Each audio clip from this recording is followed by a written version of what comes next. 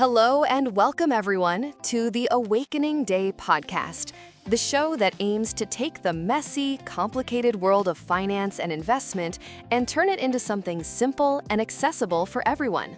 I'm your host, Mira, and I'm here to chat, share stories, and help you understand the world of personal finance in a casual, relaxed way, just like talking with a friend.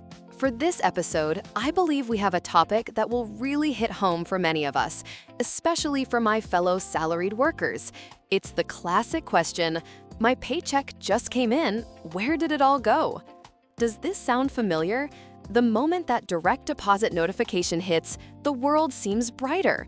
But then, just 1 week later, why is the number in my account dropping so fast? Sometimes I can't even remember what I spent it all on. It's like there's a black hole quickly sucking all our money away. Now, today, I'm not here to ask you to do strict, stressful income and expense budgeting. Instead, we're going to understand something deeper, our own spending habits. We're going to put on our detective hats and slowly trace the journey of our money to find out what the real culprits are that make it disappear. We'll explore just how much our emotions, feelings, and even our social environment influence our spending. Do we have small, hidden leaks that we aren't seeing? And how can we adjust those behaviors without feeling overly restricted or uncomfortable? I believe that awareness is the most important first step toward change. If we know what we're doing and why we're doing it, we can find the right way to manage it effectively. Today, we're going to discover our financial truth together. Are you ready?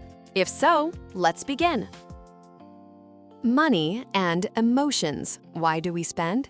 Listeners, this first section we're going to discuss today might not sound like it's about finance, but rather psychology. I want to invite you to explore your own emotions first, because so often our decision to spend money doesn't come from logic. It comes purely from feelings. Try to picture this. You had a very tiring day at work, your boss criticized you, you were in stressful meetings all day. When you get home, what do? Many people might grab their phones, scroll through shopping apps, and hit buy on something to heal their heart. Or perhaps you order a big delivery meal to console yourself. This behavior is what we call emotional spending. It's not just when we're sad or stressed either. We also spend money when we're happy, like celebrating a bonus or a birthday. Even when we're bored, scrolling and buying small items can become an activity to relieve that boredom. What's interesting is that spending money like this is like taking a painkiller. It helps alleviate the bad feelings or amplify the good feelings temporarily. But the root cause of the problem, the stress, the boredom, is still there. And what gets added on top is the financial stress that will follow later. In addition to our own feelings, there's also social emotion, or pressure from those around us, which we commonly call FOMO, fear of missing out. We're afraid of falling behind the trend. We see a friend has something, so we feel we must have it. We see them review a restaurant, so we must try it, even if it's not something we genuinely wanted. So the first step to understanding where our money goes is to stop and ask ourselves before pulling out our wallets. How am I feeling right now? Am I buying this because I genuinely need it, or do I just want it to soothe a certain emotion? If we can just start to become aware of your feelings in that moment, I can tell you that is an incredibly powerful start to gaining control of your finances. Part 2. What type of spender are you? Classifying your behaviors. Now that we understand how emotions affect our spending, let's take a look at whether our typical spending habits can be grouped or categorized. I'd like to make this comparison. It's like taking a personality test, such as MBTI or DISC, to understand ourselves better. Finance is the same. We all have a financial fingerprint, or distinct behaviors that are unique to us. Being able to identify what type of spender we are will help us see our own weak spots much more clearly. I've summarized some of the most common behavior groups for you to check against. 1. The comfort spender. This group is directly linked to what we just discussed. They primarily use money to manage their emotions. Tired, eat delicious food. Stressed, eat delicious food. Happy, celebrate with a big meal. Most of their money goes towards short-term self-indulgence. 2. The FOMO, or must-have spender. This group places high importance on social image or acceptance. It's all about, it's a must-have, or you can't miss this trend. They may not genuinely want the item, but they're afraid of falling behind the curve, afraid of not fitting in with their friends, or they feel the need to constantly upgrade their image. Their money often vanishes on new gadgets, fashionable clothes, or the hottest new restaurants. 4. The boredom shopper. This group is a pro at scrolling apps. They can't stand being idle. They always need something to do. And for them, online shopping is a form of entertainment. They absent-mindedly add things to their cart, and the next thing they know, they've already paid. The items that arrive might not even get used. They just felt good in the moment they placed the order. 4. The it's fine or later spender. This group might be the most frightening. This is the group that doesn't dare to face their financial reality.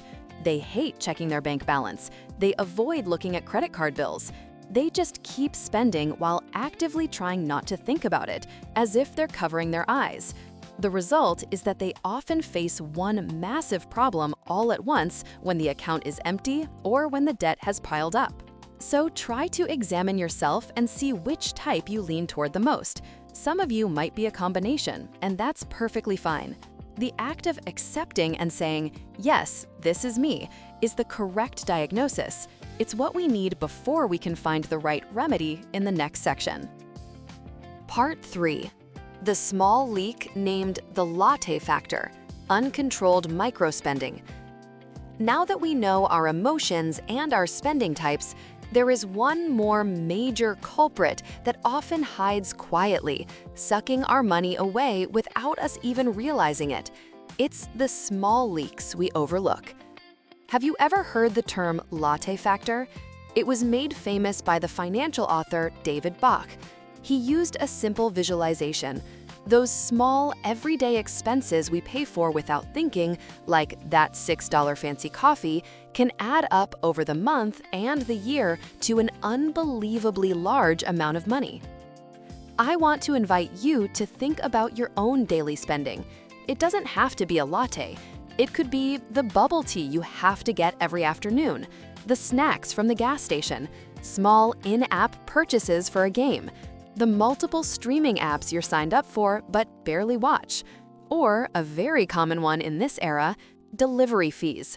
You order a $20 meal but end up paying $5 or $6 in delivery and service fees. It just keeps adding up. The problem with the Latte Factor is habit and mindlessness. We pay for it automatically because it feels small. Just $5, just $10. It's not going to break the bank. But when they all combine? Let's do a quick calculation. If you have small, overlooked expenses like this totaling just $10 a day, in 1 month, that's $300. In 1 year, that's $3,600. And in 10 years, if you keep doing it, that's $36,000. See, that amount is not small at all. With $3,600 a year, you could take an amazing international vacation, or you could use it to start investing in a mutual fund and let that money grow even more. So I want to give you some homework for this section. Go back and scan your bank or credit card statement from the last week. Don't look at the big purchases. Look for the small but frequent charges. Circle the ones that were unnecessary or just pure habit. Just seeing these small leaks is the first step to plugging them. You might not have to stop completely, but just reducing the frequency will leave a surprisingly large amount of money in your pocket. Part 4. Budgeting, that boring word. But we have an easier way. So once we've started to see the leaks from the Latte Factor, the next step that every financial book recommends is budgeting, right? I'm guessing that as soon as many of you hear that word, you start to feel tired or just think about how complicated it is. That feeling is completely valid. Having to sit down and track every single dollar, setting limits on how much you can spend on coffee or shopping, it can feel like being forced or having your financial freedom restricted. I like to compare overly strict budgeting to dieting by counting every single calorie.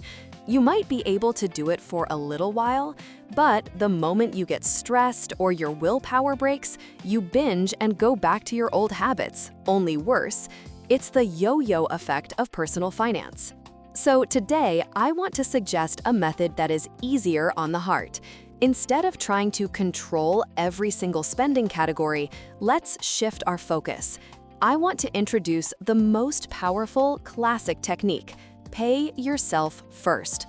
The concept is incredibly simple. The money you don't see is the money you won't spend. The instant your paycheck hits your account, set up an automatic transfer or an automatic investment, like dollar cost averaging or DCA.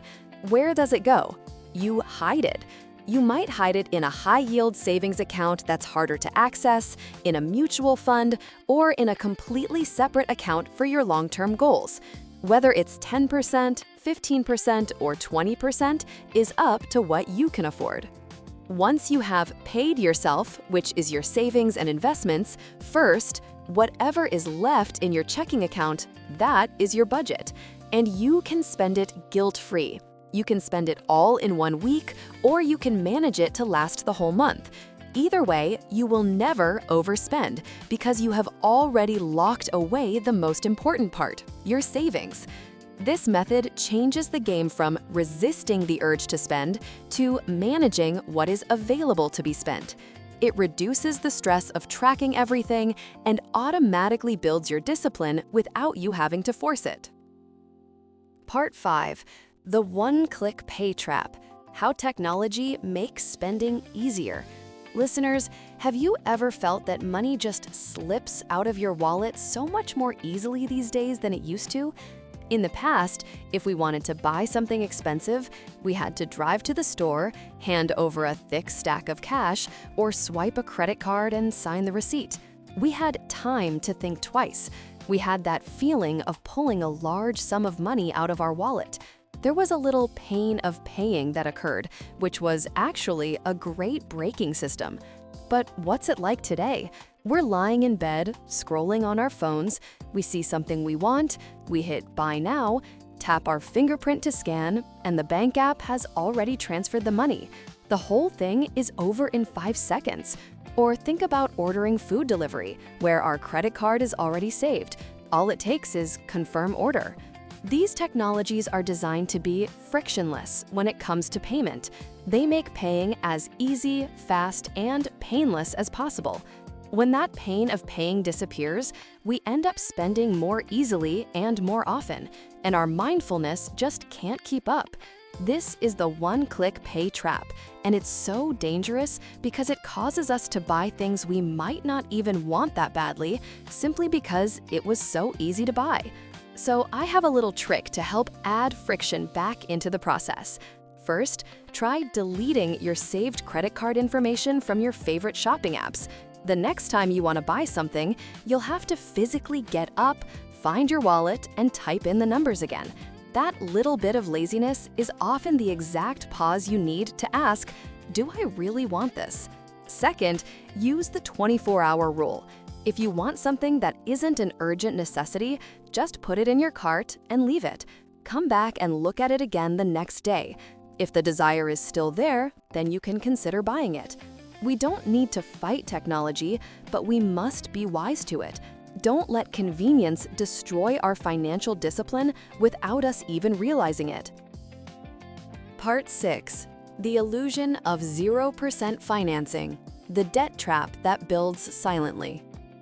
Continuing from our talk about technology making spending easier, there's one more powerful marketing tool that is a major reason why many paychecks disappear the moment they arrive.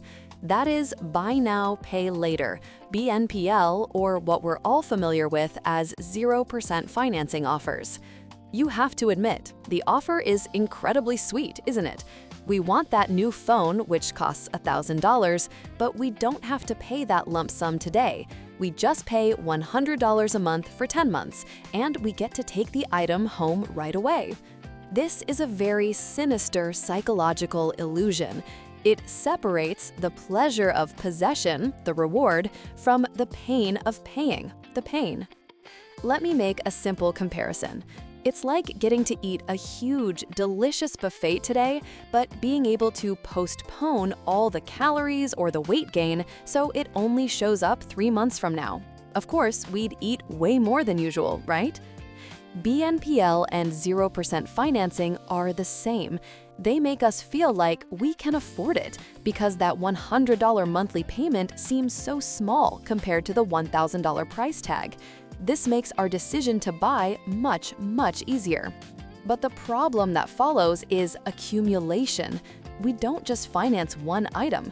We might be paying $100 for the phone, another $75 for a new appliance, and another $50 for that online course. When they all add up and the bill comes at the end of the month, it turns out we have a fixed monthly payment for all these items totaling over $225. And that is the answer to why our paycheck is gone the moment it arrives. It didn't disappear. It was simply reserved to pay off all the debts we borrowed from our future selves using these 0% plans. I'm not saying financing is an evil thing. If it's for a large, genuinely necessary item and you've planned for it, it can be a helpful tool. But before you finance anything else, I want you to ask yourself out loud, can I wait? If I don't have the cash to buy this today, am I really prepared to go into debt for it? The classic method of waiting until you've saved up the full amount is still the safest one for your financial health. Listeners, we've talked about our internal factors, both emotions and habits. We've talked about traps like 0% financing and frictionless payments. But another major culprit, one that is incredibly powerful in this era, is our environment, especially our online world. Think about it. We are actively trying to save money, but what we're doing is scrolling through social media. We see a friend at a beautiful cafe, we see an influencer we follow unboxing the latest gadget, and we see targeted ads that seem to read our minds because AI knows exactly what we just searched for. Mira wants to make a simple comparison for this situation. It's exactly like deciding to go on a diet, but choosing to go sit in an all-you-can-eat buffet or hang out in a bakery all day long. The chances of your willpower breaking are extremely high, aren't they? These environments are specifically designed to stimulate our desire. They create artificial desire. We might not have felt any need for that item at all until we saw it over and over again. So what we can do isn't to run away from the online world. Instead, it's time to curate your digital environment. How about we try to detox our feeds? 1. Unfollow or mute any influencer accounts, pages, or even friends whose posts tend to make you feel, I want that, or I feel bad about what you currently have. Just hit unfollow or mute. Don't feel guilty about it. This is protecting your own financial health. 2. Change what you consume. Try following pages about saving, investing, self-development, or hobbies that don't cost a lot of money. Fill your feed with good inspiration instead. 3. Adjust ad settings. Go into your privacy settings to reduce ad tracking. We can't control every ad in the world, but we can control the feed that we choose to see every single day. By reducing the stimulus, you will massively reduce the desire to spend money. Coming to this section, I believe many of you might be starting to feel, wow, finance seems to be full of don'ts. Don't spend emotionally, don't buy what your friends buy, don't finance things, don't look at ads. It sounds a lot like we're enduring or living in scarcity, doesn't it? I completely understand that feeling. And this is a very important turning point. If we see saving or being frugal as deprivation or a loss of today's happiness, we won't be able to keep it up for long. We'll just go back to spending even more heavily. So I want to invite you to make a major mindset shift. We are going to change from enduring because we're afraid of running out of money to spending with intention, intentional spending. We have to find our why. We have to know what we are setting this money aside for. Let me use this comparison. Saving money today is like planting a tree. When we take our seeds, which is our money, and bury them in the ground today, it might feel like we are giving up the chance to eat that seed right now, right? But what we are really doing is trading a small, immediate pleasure for a giant tree that will give us shade, fresh air, and an abundance of fruit to eat in the future. What is your giant tree? Is it the freedom to wake up whenever you want without worrying about money? Is it the security of knowing that if an emergency happens, you have a fund ready to handle it? Is it the opportunity to take your family on a trip around the world or send your kids to the best schools? The moment you have a goal or a why that is big enough and clear enough, your rejection of that bubble tea or your refusal of that new clothing collection, it will no longer feel like deprivation. Instead, it becomes a choice to nurture your tree and help it grow. Part 9. Giving your money a home. The digital envelope system. So, we have a clear goal and we've set up our pay yourself first automatic savings. The next question is, what about the rest of the money that we have to live on for the whole month? How do we manage that so it doesn't run out before the next payday? If we just leave all the money in one account, our main checking account, it's highly likely that we'll lose track. We'll look at the total balance and accidentally feel like, I still have plenty of money. We'll spend freely, and we might end up dipping into the money that was supposed to be for our fixed costs, like utilities or our mortgage, by the end of the month. I want to recommend a classic technique that is still incredibly powerful in the digital age, the envelope system, or as I like to call it, separating your wallets. In the old days, you would literally withdraw cash and divide it into physical envelopes. This envelope is for groceries, this one for transportation, this one for personal spending. If the money in an envelope ran out, you were done. You had to wait for the next month. No pulling from other envelopes. But today, we can do this digitally much more easily by simply opening multiple bank accounts. Let's say we have 4 accounts. 1. The payroll account, the hub. Your paycheck lands here. Its only job is to be a pass-through. 2. The savings investment account, the hide. This is where you pay yourself first. The money is transferred here to be hidden immediately. You do not touch this. 3. The fixed expenses account, fixed. Transfer only the amount you need for your non-negotiable bills: rent, mortgage, car payment, utilities, internet. This money just sits here waiting for the bills to be paid. 4. The personal spending account, flex.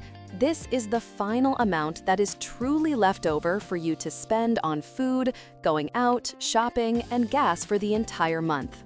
Here is the most important rule. The instant your paycheck hits account 1, it must be distributed to accounts 2, 3, and 4 until account 1 is at 0, or close to it. Every single dollar has a job immediately. This method gives you crystal clear visibility into how much money you actually have to spend, which is only account 4. You won't accidentally spend your rent money on shopping because you separated it from the very beginning of the month. This is how you build discipline using a system, not just willpower. Part 10. The conclusion. Change begins with the first step. We've finally arrived at the last part of this episode. By now, you've probably started to see the full picture, haven't you? That the answer to the question, my paycheck is in where did it go? The real answer isn't found in one single large purchase. It's hidden in all the small, repeated decisions we make throughout the entire month. If I had to summarize the core theme of everything we've talked about today, it would be one word: awareness. It's the awareness of whether emotions are driving our spending, the awareness of which spending type we are, the awareness of the small leaks like the latte factor that we overlook, the awareness of the technological and marketing traps designed to make us pay easier, like one-click pay or 0% financing, and the awareness of just how much our online environment is stimulating us. Once we are wise to these things, the next step isn't to go cold turkey or force ourselves to save until we're stressed. Instead, it's about designing a new financial system for ourselves, one that is easy to follow. We design it by paying ourselves first to lock in our wealth immediately.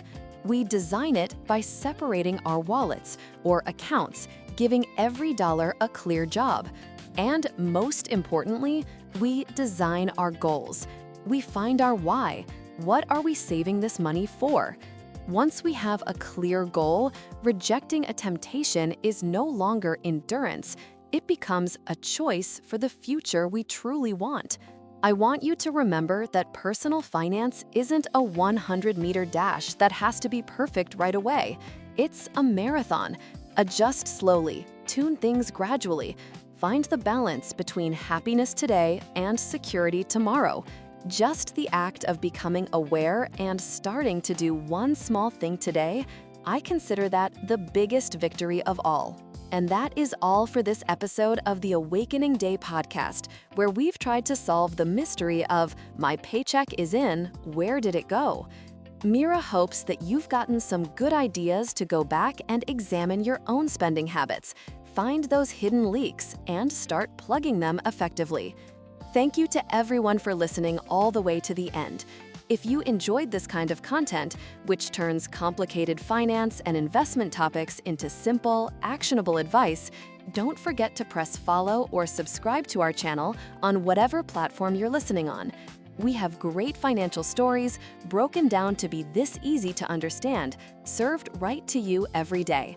For today, Mira and the Awakening Day podcast must sign off. We wish you all strong financial health. We'll see you in the next episode. Goodbye.